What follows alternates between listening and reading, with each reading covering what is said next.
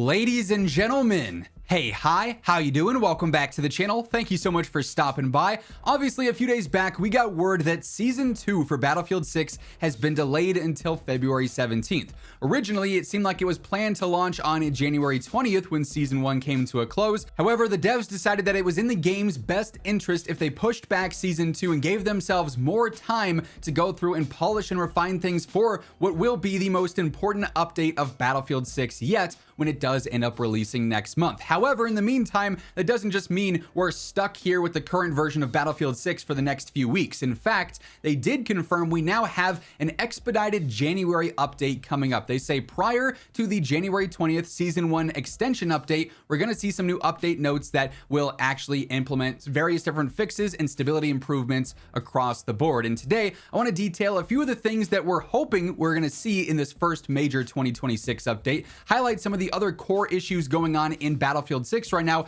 and talk about why now this January update and this Season 2 update just got even more important. Now, obviously, the Season 2 delay in and of itself is both a good and a bad thing. It's good in the sense of they're going to polish it and refine it, because it's a much better situation to delay an update and drop it at a later point rather than rush out an update or expedite it or just leave it at its original intended date and not have it go over smoothly. Like Battlefield 6, obviously the sentiment around it right now is not super great. It's been losing players for a little while now. There's a lot of negativity surrounding the game, and if Season 2 didn't meet expectations or go above and beyond and really introduce some game-changing things that alter the perception of the current version of the game, that could be catastrophic for Battlefield 6. Like, that could be monumentally bad and dig the hole even deeper that they're already in. So it's good that they'd rather take their time and get the update right rather than rush something out and have it not be what the community is hoping for.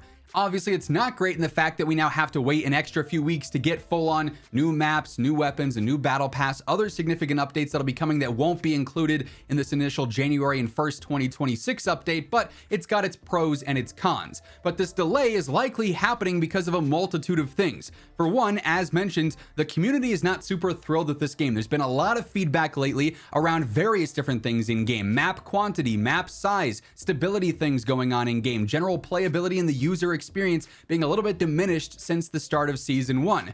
They obviously also had their holiday break where all the devs were out of office, so no work was getting done on polishing and fine-tuning Season 2.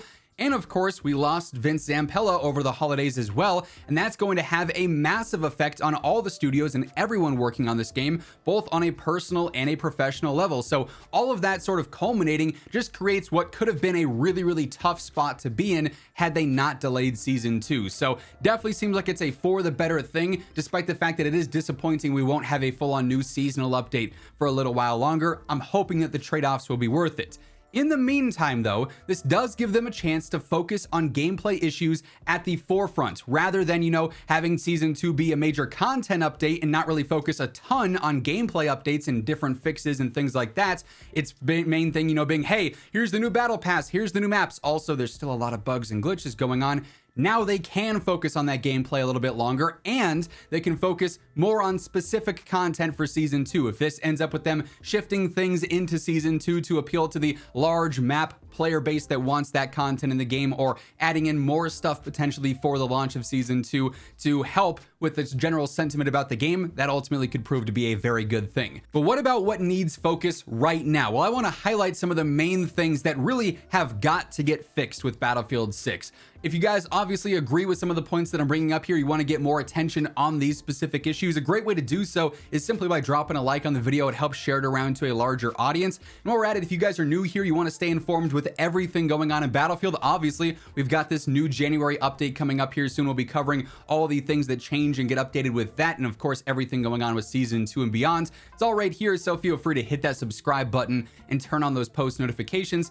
But just some of the major things that need attention right now. First up, TTK consistency, the general gunfight experience, time to death, all of this is sort of under the same umbrella because it's inconsistent all around. The netcode in this game has been problematic dating back to the beta. We saw updates in the beta. We had more promises for updates at launch. We saw those updates at launch, and yet still the netcode does have some pretty worrying things going on with it, where your time to death feels almost instantaneous in some situations. Meanwhile, you're putting a full mag into somebody and it doesn't feel like your bullets are hitting correctly, partially maybe because of bloom and weapon behavior, but also just because the servers aren't recognizing your shots and they're not going where you're shooting. So the time to kill inconsistencies are there, the time to death inconsistencies are there. You also have situations where you die around corners, or it feels like you're crazy far behind cover, or the enemies don't actually have an angle on you and they're somehow still able to land shots on you. So the overall engagement experience needs a lot of refining and a lot of fine tuning here. And this is something they have confirmed is going to be getting a lot of attention as we move into the new year here. So hopefully this is something between the January update and then also season 2 ends up getting a lot of attention in the patch notes there.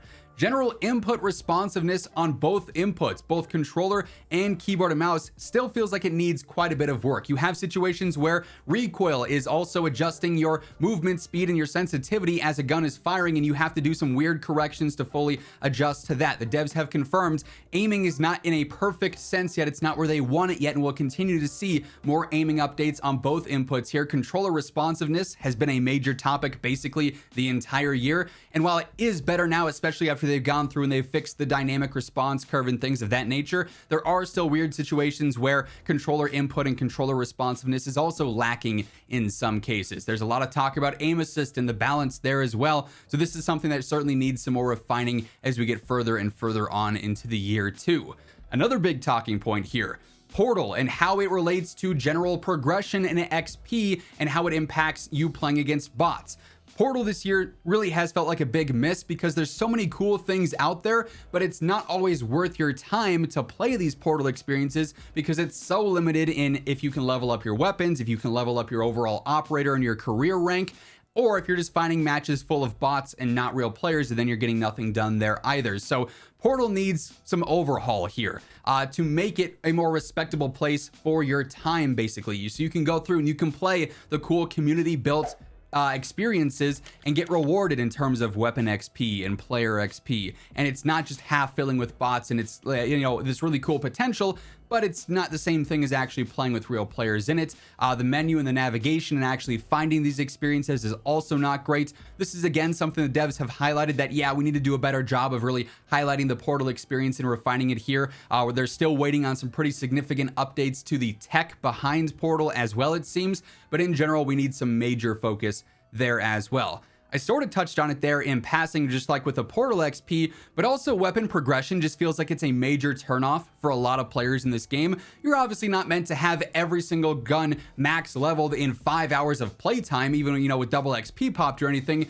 But at this point, it is like hours and hours and hours with double XP of grinding out one specific gun just to get some semi-decent attachments. Like going through and getting the full-on weapon maxed, progression here is painfully slow. And it makes sense to an extent. This game is not a one-year thing like over in Call of Duty where you can max guns very fast, but it is at a point where to get optimal builds in this game, because they do focus so heavily on attachments being very rewarding, you've got to just dedicate an absurd amount of time to one gun, which can get very monotonous and very boring and kind of limit the user experience there. So I do think quite a bit needs to be done with weapon progression as well.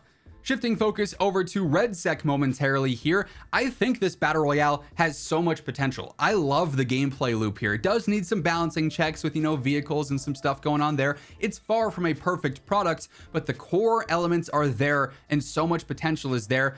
It's really lacking squad size support here though. Just having duos and quads is a major miss. Solos has got to be a thing as soon as possible, and trios should be in there too, just so you have the full squad size. You never have to, guess, hey, are we gonna have to kick somebody out of the group tonight? Are we gonna have to squad fill tonight? Full-on squad size support needs to be a major priority for RedSec, in addition to a lot of the balancing updates it definitely needs as well.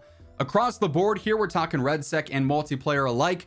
audio consistency is also pretty rough. Now, they have done a good job at raising the general audio levels. This has been a big hit or miss thing throughout the year where people could run up right next to you and you'd hear absolutely nothing, or you could hear your teammates stomping but not the enemies. Well, now I feel like I'm hearing enemy footsteps very well, but there's not a lot of consistency in where the footsteps are coming from. It's almost like they're very echoey. I can't always tell, oh, they're above me, that's clear and direct, or oh, they're beneath me, that's clear and direct. Are they pushing from the left? Are they pushing from the right? Like, you can hear them, but the directional audio is not fantastic. That certainly needs some work as far as its consistency goes as well. And then lastly here, a lot of the map stuff going on right now. Like, there's a whole conversation about, hey, we don't have enough very big maps. There's not enough maps in the game. But the maps that we do have, there's a lot of different exploits and boundary glitches going on with these, where getting on rooftops basically makes some of our very limited maps almost unplayable because people just glitch onto the roofs, and then you can't hardly have a normal match. You're not playing the map as it was intended. People just have crazy angles. So